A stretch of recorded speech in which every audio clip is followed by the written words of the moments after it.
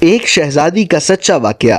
ایک بادشاہ کے سامنے کسی عالم نے یہ مسئلہ بیان کیا کہ زانی کے عمل کا قرض اس کی اولاد یا اس کے اہل خانہ میں سے کسی نہ کسی کو چکانا پڑتا ہے۔ اس بادشاہ نے سوچا کہ میں اس کا تجربہ کرتا ہوں۔ اس کی بیٹی حسن و جمال میں بے مثال تھی۔ اس نے شہزادی کو بلا کر کہا کہ عام سادہ کپڑا پہن کر اکیلی بازار میں جاؤ، اپنے چہرے کو کھلا رکھو اور لوگ تمہارے ساتھ جو معاملہ کریں وہ ہو بہو آ کر مجھے بتاؤ۔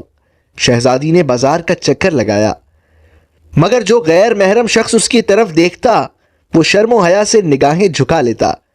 اس شہزادی کے حسن و جمال کی طرف دھیان ہی نہیں دیا۔ سارے شہر کا چکر لگا کر جب شہزادی اپنے محل میں داخل ہونے لگی تو راہداری میں کسی ملازم نے محل کی خادمہ سمجھ کر روکا، گلے لگایا، بوسہ لیا اور بھاگ گیا۔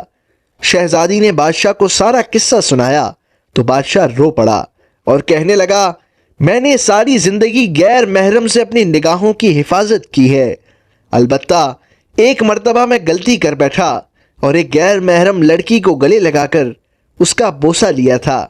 میرے ساتھ بھی وہی کچھ ہوا جو میں نے اپنے ہاتھوں سے کیا تھا۔ سچ ہے کہ زنا ایک قصاص والا عمل ہے جس کا بدلہ ادا ہو کر رہتا ہے۔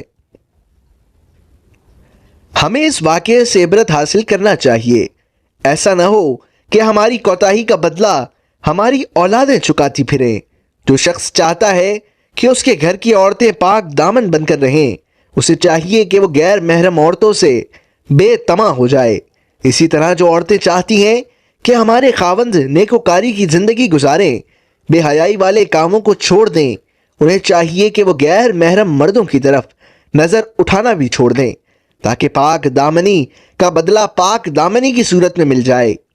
رہ گئی بات کہ اگر کسی نے پہلے یہ کبیرہ گناہ کیا ہے تو توبہ کا دروازہ کھلا ہے۔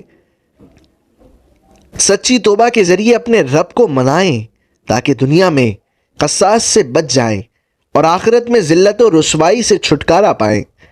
اللہ ہمیں شرم و حیا کی دولت سے مالا مال فرمائے۔